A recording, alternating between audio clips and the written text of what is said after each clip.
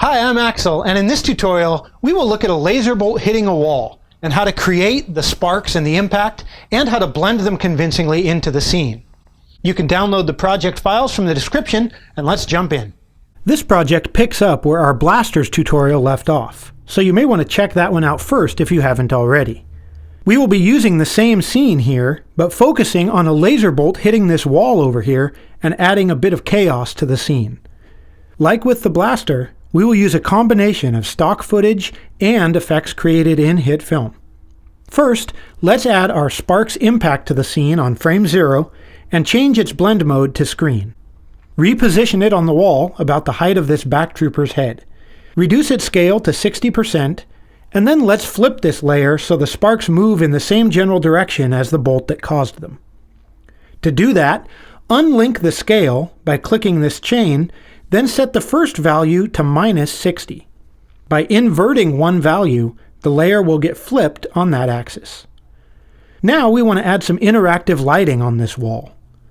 We used the same technique in the blaster tutorial, where it is explained in more detail if you need it. We right-click the background video and duplicate it, then set the blend mode of the copy to Color Dodge. Rename it to Wall Lighting, and add a Hue Colorize effect.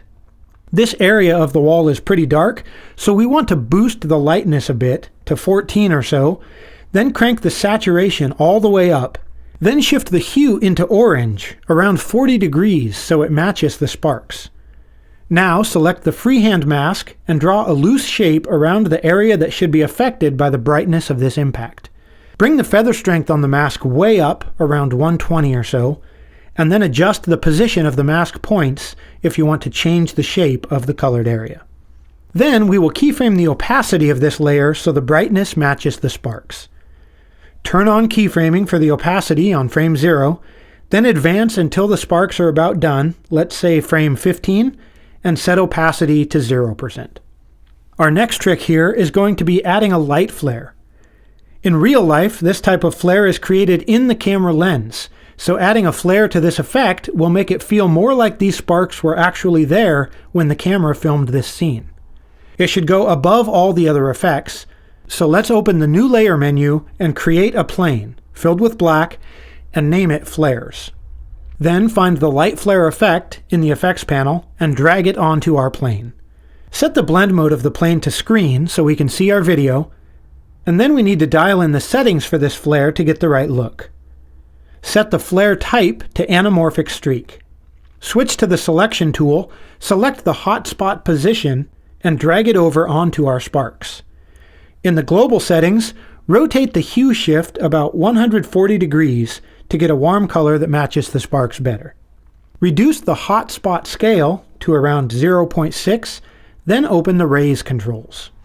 Increase the length scale to about 7 and the width scale to 10. Then reduce the brightness of the rays to 0.5 to get a big soft streak. Now we will animate the intensity of the flare to match the behavior of the sparks. Bring the intensity down a bit on frame 0 to 0.5, then enable keyframing. Move forward to find the brightest bit of this sparks footage, which should be around frame 3, and increase the intensity to 0.7.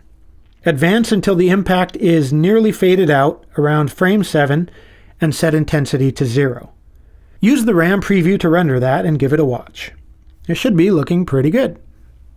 Let's add one more light flare though to the blaster that was done earlier. But this time we can just copy the effect we just set up. Rename the flare to Wall Flare, then right-click it and duplicate. Rename the copy to Blaster Flare and open its controls so you can see the intensity keyframes on the timeline. Advance to frame 16, where the muzzle flash is, select all 3 keyframes, and drag the center one until it lines up with the playhead on frame 16. Set the intensity on this keyframe to 1. Move the first keyframe in to frame 14 and the last keyframe to frame 18. Now select the hotspot position and move it onto the muzzle of the blaster. We will need to keyframe this to follow the blaster, so let's enable keyframing for the hotspot position center property. Step back one frame using the comma key and reposition the center as needed. Step back one more frame and set the intensity value to 0. Check the last frame of the effect, on frame 17, to make sure it is properly aligned there as well. And that will do it.